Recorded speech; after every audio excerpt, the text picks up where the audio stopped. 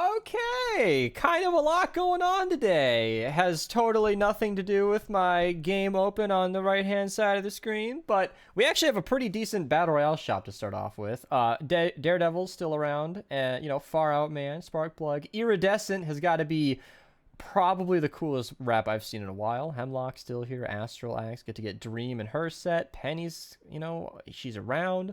Spectral Scythe is here, a couple of options there, and, 130 V-Bucks. There's also a lot of interesting survivor missions. There's a bunch of purple survivors in Canny. I'm not going to be pointing out all those missions, but you can see where they are right here. And then, of course, there's 2 legendary survivors in the 116 zones in Twine Peaks. Those are not in Ventures, so that's actually pretty nice. And then there's a 70 power level Hammer Crush mission. And the only reason I'm mentioning the Hammer Crush is because there was a blue and purple one available yesterday. So there's the gold one, and your Hammer Crush book should be all filled out. Not to mention there are tons of weapons that I'm not really going to address here. Sealing Electric Field actually points out to me, or stands out to me, even though it's blue. That one's worth a little bit of flux. But other than that, let's head on over. Also, just real quick, if you want to see the VBUCK missions, 5 in Stonewood, 34 in Plankerton, you can see them all here. I'll link all of these sites down below as per usual. Let's check out the llama shop. We got the super melee llamas available, ready to go if you need them, if that's something you're interested in. And then that's pretty much it. Other than the daily quest being over in dungeons is the labyrinth. So you can go ahead and take care of that. Let's switch over to here so you guys can actually see the missions. Hopefully it'll switch over for me real quick there. There it is.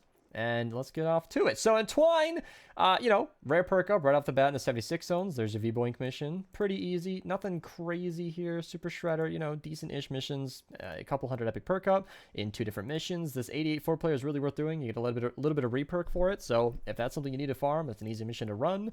Lots of stuff going on. Just basic purple weapons all over the place. I'm not going to point any of them out, but they're definitely there. 4x re-perk again, plus 297 extra. Not too bad. Epic. Could we just round that up to 300? It's a part of my brain that it would make me so happy. And then 4x legendary perk up plus epic perk up. This is a whole epic perk plus a bunch of legendary perk up. So that is a very worth it mission. And somebody is sending me a gift while I'm recording. I swear, I'm not doing these during streams anymore. Acorn, you are just a sweetheart. Stop it. Thank you so much. He sent me a Hemlock today. Or no, Reese did. He was about to send me. You guys are just too nice to me. All right. Nice evolution materials plus some re-perk in the 116. And then I mentioned the Survivor plus legendary perk up and the Survivor again. So 2 legendary survivors available. Definitely worth running. Legendary survivors is what you need to max out. And then, of course, the 4x legendary perk up and 256 epic perk up. So you do this mission plus the other mission. That's a pretty good combo. You're getting a lot of perk up today. Legendary Defender, which is a sniper defender. I haven't made that video yet. I'm sorry. I have a potential sponsorship emailing me. So I'm just kind of... I've never had that situation before. I haven't forgotten, okay?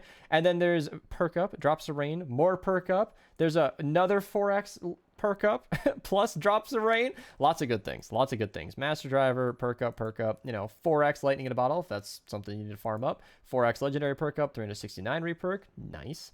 And then, of course, the 160 zones are just always amazing. Lightning in a bottle, re-perk, I mean... Nothing's ever lacking in the 160 zones. Let's head over to the Canny Valley. Not too much. I'm going to just skip right over it. I'm not going to hover over the missions like I normally do, going straight to what I pointed out. Survivor and Harvester Sarah, just, as always, good for the book, good for your squads. If you need purple survivors, fill them out. We all got to start somewhere. I had blue survivors in mind for the longest time because, it's better to have your supports full than just legendary, because just legendary is not an option. Full than empty, you know what I'm saying. Survivor and rare perk up, another mission worth doing. And then another good one, 4x perk up, defender and a purple survivor. There's the free bucks right there. There's the golden hammer crush that I mentioned you might want to do if you ended up doing those missions yesterday. And then I think those were all that I mentioned that I noted here. And then there's, of course, the perk up in the Storm King. So in Plankerton, there's a little bit less to talk about. I didn't have anything noted, but there was one thing I found interesting, that the VBUCK mission is also loaded with drops of rain. So kind of a nice one to do. And other than that, there's really just nothing going on in Plankerton of note. I mean, there are always things happening, always missions to run, but there's the electric field, there's a blue hero, stuff you might need in the early game, but nothing crazy worth mentioning. I am so excited. I did a lot of raids to get that Giratina, so I am I'm happy about it. Thank you guys so much for watching. Check out, the recent videos that are probably on your screen now. Come by the stream. Gonna be trying out the new COD right after this video, probably. Goodbye. I'll see you the next time.